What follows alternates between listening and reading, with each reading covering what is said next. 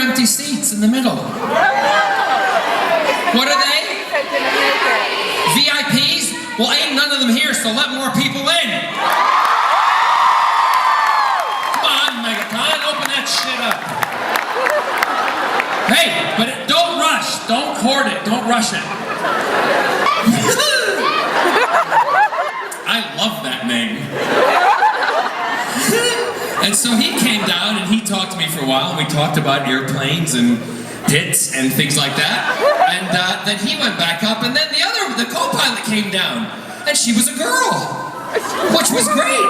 And I said, well, they've got to call it then a pit, don't they? I'm being clean. Just think of the alliteration, the PP, right? You've got the CP and the PP. Do you get what I'm saying? Kids are like, what's that mean, Mom? Have a fun ride home, everybody.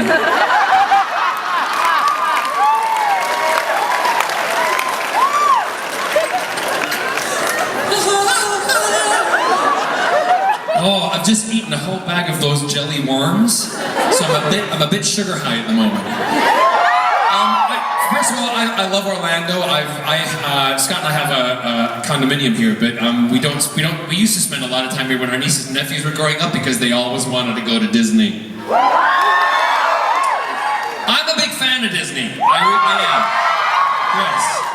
Look at this stuff. That was the other thing. Little girls on the plane, they're all coloring their coloring books in because they're excited. They're going to Disneyland. The parents are like this. We're going to Disneyland.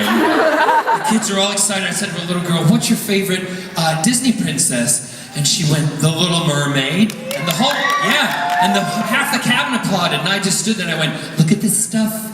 Isn't it neat? Wouldn't you think my collection is complete? And I sang it to the whole cabin, right? But partway through it, I know dirty lyrics to that song. And when I was done, because I sing them to Scott all the time, it's like, look at this stuff, isn't it neat? Wouldn't you think my record complete?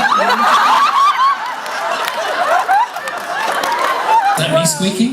Is that because I crossed my legs? There should be no echo anymore then. Oh, come on, don't go. I'm too close to that, is that it? Great. Love your work. Go ahead. With the songs that you just finished recording, which one is your favorite? I never answer favorite questions. Which one what are you excited about? I'm excited about all of them. The thing that get the hint, girl. The album, I did finish all the vocals on Wednesday, and for those who are going to it's not anything to do with MegaCon, the pledge thing that I'm doing, which is my own thing that I'm doing at the hotel. Tomorrow night, tickets will still be available if you go on to pledge this evening till 8 o'clock tonight. And I'm going to play 2 of the tracks tomorrow from the album for people who've come. And we also have cocktail. And you will cry your eyes out, and then you'll write really nasty letters to the BBC. Trust me, I've read them. Yes. Thank you for the spoiler. I'm only on season 2 right now. Oh! He doesn't, I'm only kidding. No, I saw the pictures, so... You did? Yeah. Well then what are you getting on to me about it for? Okay, first of all, oh? I just touched something, okay. I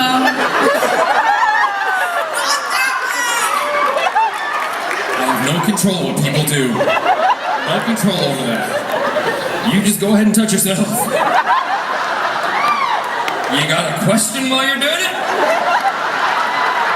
I might be able to help you along the way. And you know what I've just realized? Please tell me you're 18, Jesus Christ. Don't say a word, just ask the question. Before I ask the question, I want to say, I really love your work, and thank you. I've watched, like, everything. Thank you. Except for season 3 and... Well, you can skip it now, because you know he's dead. Yeah. My question is, Captain Jack Harkness never met the 11th Doctor on Doctor Who, which I find sad. But have you ever met Matt Smith? Have I ever met him in real life? Like Matt Smith. Yes. That would be. I have, yes. When Matt first signed on to be Doctor Who, excuse me, I've got allergies, 1 second. When Matt signed on to be Doctor Who, he was coming into the publicity department of the BBC, where I was also doing PR for another show that I did for the BBC at that time called Tonight's the Night. And we had a discussion, and he was really excited about it. We sat down at a table, and we both said it would be great if maybe his doctor and my Jack crossed, and all sorts of things. And you know, whether it was ever to be is up to the people who write it, not up to us. And it never happened. Yeah, it never happened. But those things that can happen. That's, you know, the way things do happen. Yeah, bring back Jack 2014.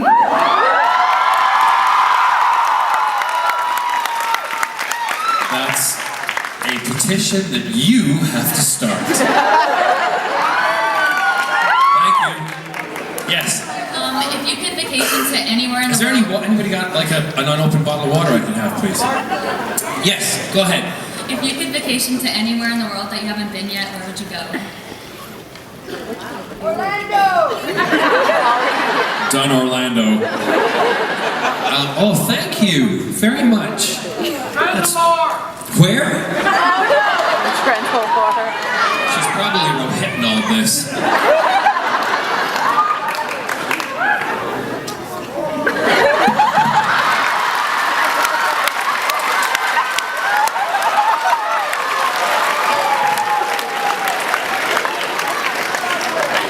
I was lifting my legs because I had to fart.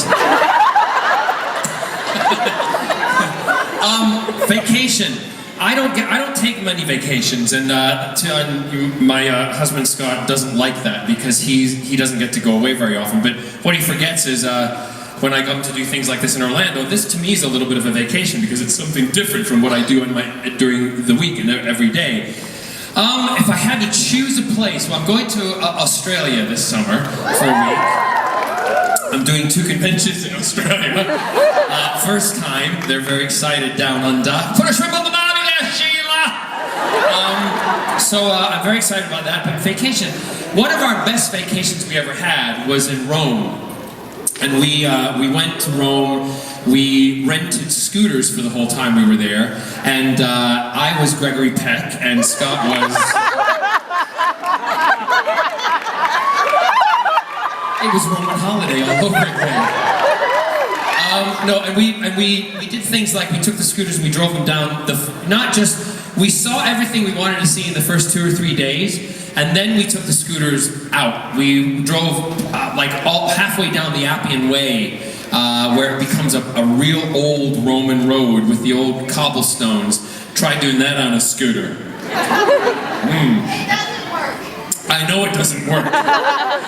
It doesn't work, but it sure as hell feels good. So we did that. We really enjoyed that. We had a great time in Antigua, and we were we were looking at land in Antigua that looked right over Montserrat. We were going to build a house in Antigua to vacation in until I was told and informed that being gay is illegal in Antigua. So fuck that. Sorry, I was really off. I'm terrible. Passionate about that, but yes, we didn't do that because I don't want to be living in a place where I'm illegal. So that's that. So but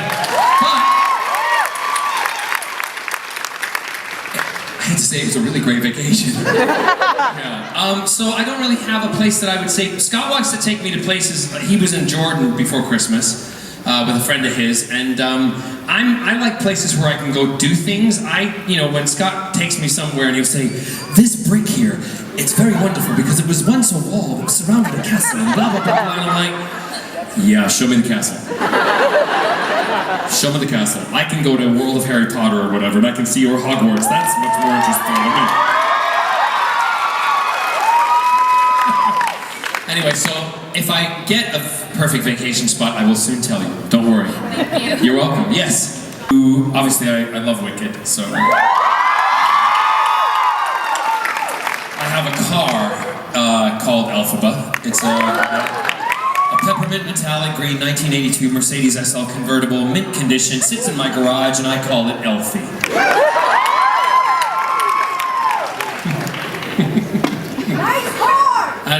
is. It's beautiful. Other things, there's shows that I'd like to do. No, so those are kind of the favorites. But a good friend of mine is playing Alphabet at the moment in the West End, and I like what that show stands for. I like the underdog. I just do. Yeah. Yes. Hi, John. So, my question is, when you filmed the season 1 of the new Doctor finale with Christopher. By the way, season 1 spoiler. Yeah, she'll get you.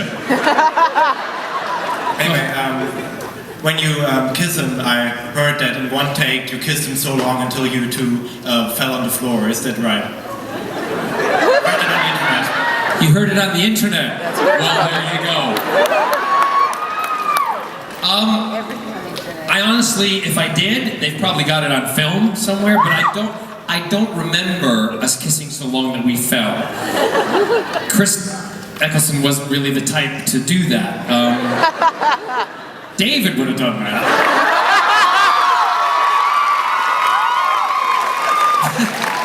But I was very proud of that moment because it was the first time ever that sexuality didn't mean anything in the world of Doctor Who and also on television, and it was about the love between two people, as I loved Rose Tyler exactly the same. And it was, I kissed her with the same amount of passion and degree of tongue as I did him. So, to me, that was a big moment. And the thing was, it went over, nobody caught on to it. The newspapers, all of a sudden, were like, oh my God, he just kissed the Doctor.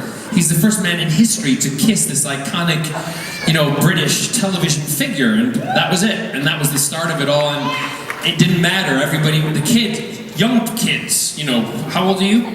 18. 18, so when Doctor was, 8 years ago, you were about 10, 9 or 10, when it first came out. And kids were like, yeah, so what? Because my friend has 2 dads, and my other friend's got 2 moms, and da-da-da-da, who cares? And when the newspapers finally, caught on to everything and sent me down an interview, and they said, so, do you feel bad that you're leading the nation's children astray? And I'm like, guys, that was like 5 weeks ago. Why don't you go ask the kids who are watching it, like 10 million of them a week. Ask them what they think, because actually, I don't care. Yeah? So it was a huge moment, but, they were both good kissers. Proud to say. Yes. All right, well, you already answered my first question. Okay, so then go away. So... Did she just do what I thought she did? She did the Birdo. I did one of those. Well, I'm going to do the British one. Go on. So then my second question, if you were to be in a Hogwarts house, which would it be?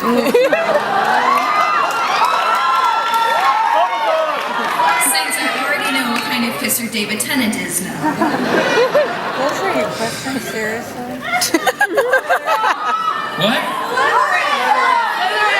Oh, because do I want to be a bad guy or do I want to be a good guy at Hogwarts? Or do I want to create my own house called the Big Gay House? Sorry? That would be Hufflepuff.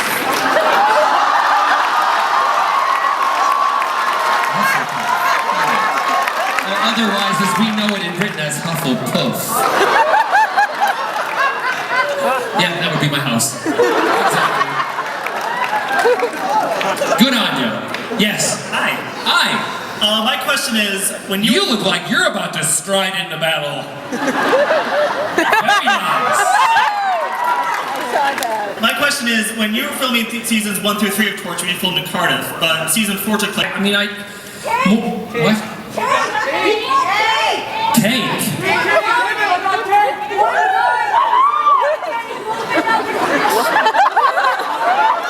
Oh my God, it's the same person.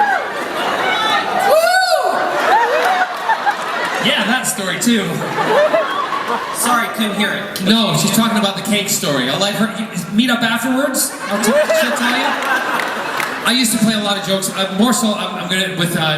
I got away with a lot more on Torchwood. I used to, every scene that Eve Miles was filming when it was her close-up, I notoriously would have my trousers off. Gave her something to look at. Certainly did.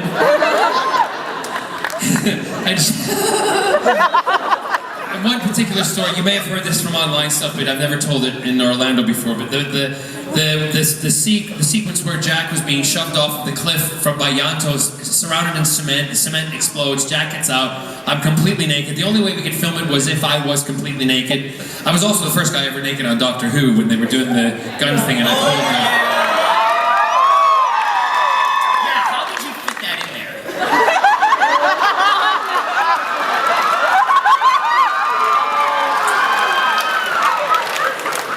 Room 2205 at the Doubletree, and I'll show you.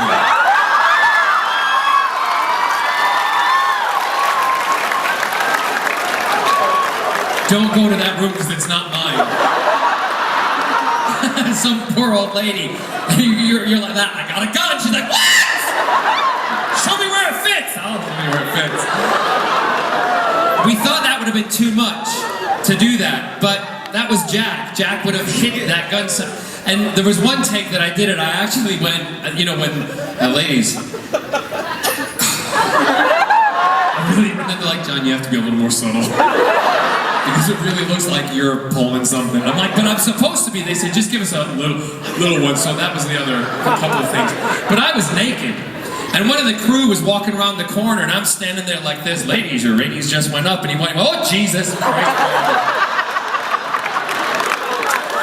Well, when the cement thing exploded on Torchwood, and I got up and I stepped out of it, I stood there. I was naked. Now, normally you're supposed to wear a little cover, okay? None of them fit.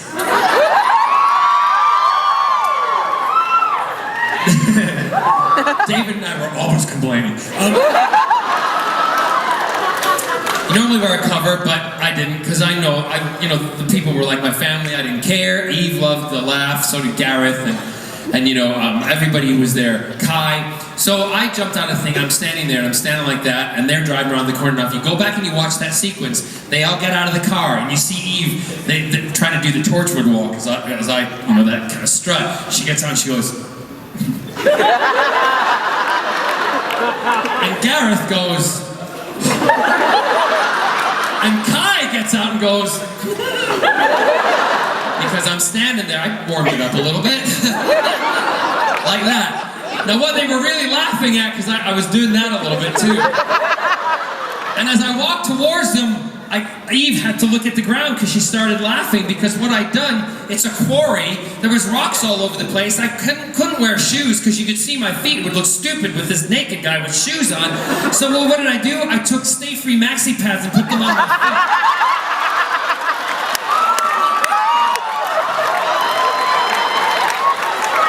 Can I just tell you, halfway down that walk towards them, I was like that, Jesus Christ, these are really absorbent.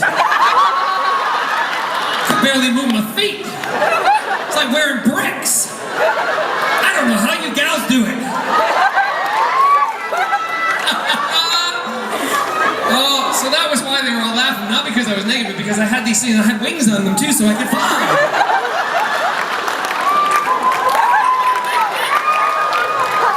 Thank you. Thank you, John. You're welcome. Yes. Was Merlin still in grade school when Tommy was born? No. Because the two characters appear about 10 years different in age. All right. Now, if you watched the whole series, I missed this week's. did you? Okay. So, if you go back, secrets away, because I don't want you to know my fantasies. No. The thing is, I have said I would like to be on the show.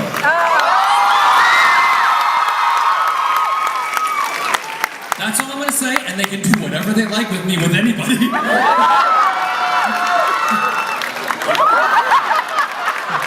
Did you understand that? What? Be God! I don't understand when people shout at me. I love you too! Yes, actually speaking, although I'm all joking around, one of the characters that my sister and I created, the very first character we created in the Hollow Earth series, was the character of Zach. And this is the books that I write with my sister. He's who's the first character, and he's a deaf character, and he communicates through telepathy. And sounds to me like your daughter does all the communicating for you, so that's wonderful. Thank you for the fun. Yes, anyone else? Yes? Hurry up! Hi, John. Hi. I'm Indigo. So I don't know much about you except that you're gay.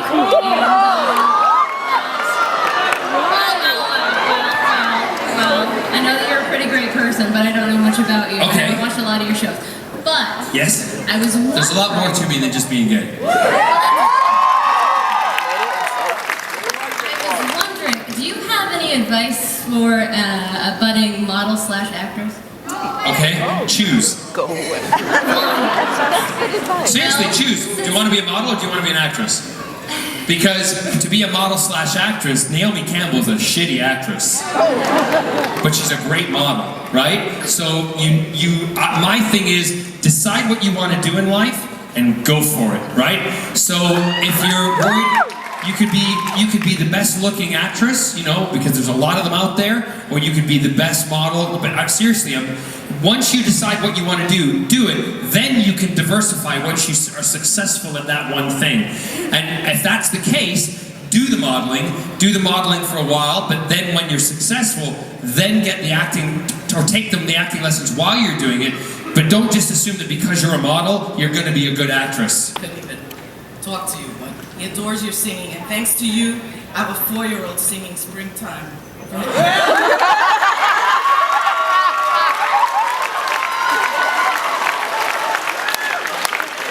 I'm not sure if that's a good thing or not. He's got a stuffed monkey named Caesar, so we changed it, so he sings Springtime. My phone's ringing. Again! Hello? Scott, is that you? Who's talking to me? Kevin, shut up. He's back there. He says you've gone over your time. Do you care? No! I just hung up on him. Anyway. Sorry, go ahead, sweetheart. I wanted to thank you. My little boy loves your singing and the old one too. So Well, I appreciate it. And if what I'm doing brings a young man or a young woman out of their shell and they can be more positive about themselves and they can be, you know, much more confident, then that's a happy day for me. So I'm really pleased about it. I think we're gonna have to wrap it up. But before we go, I wanted to show you a gift that I got from someone. What did I tell you? Ladies and gentlemen, he's not an ass. And he has one. My torch will run me. Thank you, everybody. If I can just say thank you very much. I appreciate everything that you do for me. You've made my life incredible, and I thank you from the bottom of my heart. Thank you.